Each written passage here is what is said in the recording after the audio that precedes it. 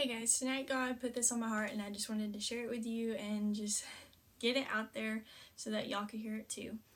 So, everybody knows the story about Moses parting the sea, and you know that he led the Israelites out of Pharaoh's realm, and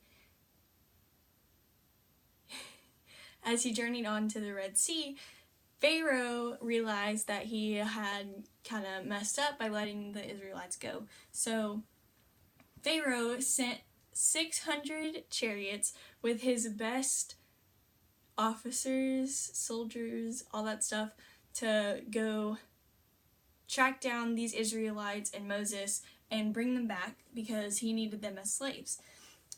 And so when the Israelites realized that these 600 chariots were behind him, they started to just be overcome with fear and worry, and were just worried about how this was going to work out and how they were going to get out of here because they didn't see any way out. There was this giant sea in front of them that was so huge and so wide. There was no way that they were going to be able to get through it, and there was no way around it, and they had these people that were trying to come capture them and kill them, and they didn't see any escape. And so they started asking Moses, did you just bring us here to this desert to die? Because that's what it seemed like, like they didn't see a way out. And so they were saying, it would have been better for us to just be with these Egyptians and be servants to them than it would be for us to be here and die in this desert. And so Moses answers them by saying, "Do not be afraid. Stand firm and you will see the deliverance the Lord will bring you today. The Egyptians you see today you will never see again. The Lord will fight for you. You need only to be still." Then the Lord said to Moses, "Why are you crying out to me? Tell the Israelites to move on. Raise your staff and stretch out your hand over the sea to divide the water, so that the Israelites can go through the sea on dry ground. I will harden the hearts of the Egyptians so that they will go in after them. And I will gain glory through Pharaoh and all his army, through the chariots and his horsemen. The Egyptians will know that I am the Lord when I gain glory through Pharaoh, his chariots, and his horsemen." So then Moses stretches out his hand over the sea, and all that night the Lord drove the sea back with a strong east wind and turned it into dry land. The waters were divided, and the Israelites went through the sea on dry ground with a wall of water on their right and on their left. So if you're these Israelites, you just witnessed Moses raise up his staff and part the sea right down the middle. Like, there is a huge wall of water on this side, and there is a huge wall of water on this side. And I don't know what you're thinking, but I would be so freaked out. Like, this water could come down on me and kill me at any moment, and I could drown. And I would have been a little freaked out just that he had parted the sea, but now he's going to make me walk through it? Like, I'd be a little terrified. But these Israelites are walking through here with Moses, and these Egyptians think that this is going to be a great idea to just follow them in there.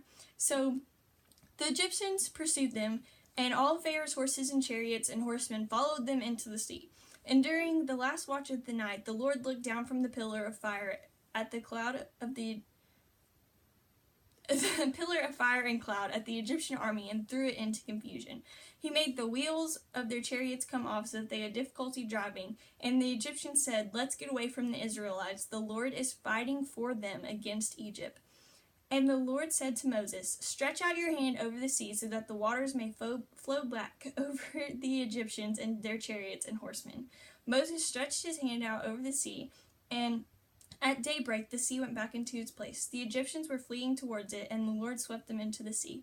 The water flowed back and covered the chariots and horsemen, the entire army of Pharaoh that had followed the Israelites into the sea, and not one of them survived. But the Israelites went through the sea on dry ground with a wall of water on their right and on their left. And that day the Lord saved Israel from the hands of the Egyptians, and Israel saw the Egyptians lying dead on the shore. And when the Israelites saw the great power the Lord displayed against the Egyptians, the people feared the Lord, and they put their trust in him and in Moses his servant. So these Israelites, they really had no idea what was going on. Like, they knew that, this guy Moses had come to rescue them and was going to take them to safety, and they saw this water go up on both sides of them, and like they had to walk through it, and they made it through on the other side, and they saw the Egyptians wiped out, and they put their trust in God, that they knew that God was going to save them, that God was going to make a way. And Moses knew this the whole time. Moses knew from the beginning that God sent him there to save these people, and that God wasn't going to let anything happen to them. He was going to bring them out safely. And, I think that that's something that we as Christians struggle with, because, we see that we have these problems like, like depression and anxiety, and we have, school to worry about, and where we're going to go to college, and we got to make sure that we make good grades in college, and how are we going to pay for college, and we have all these problems, and it's, we got to worry about our relationships, our friendships, our families, all this stuff. We have so much going on that we have to worry about, and sometimes, like, we get so caught up in, oh, this is how it has to be, oh, this is how we have to do it, but really, it's not about what we want, it's about what God has in store for us. And so, this verse in Exodus 14:14 says, "The Lord will fight for you. You need only to be still." And God will fight for us. We just have to lay everything in His hands and just trust that, He has the power to control it, and that He has the power to make it the best that it can be, and to make us the best that we can be. And, it might not always be what we want, but it's what He thinks is best for us. And in the end, we will see that it was best for us, whether we see it now or not. In the end, it'll all make sense. And, I know that it's hard to just lay it down and just let it go, but that's something that we have to learn to do, and we just have to learn to just give it all to God and put it in His hands, and just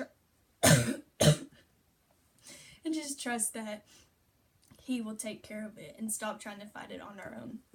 Because, these worldly problems that we have are never going to be overcome without God.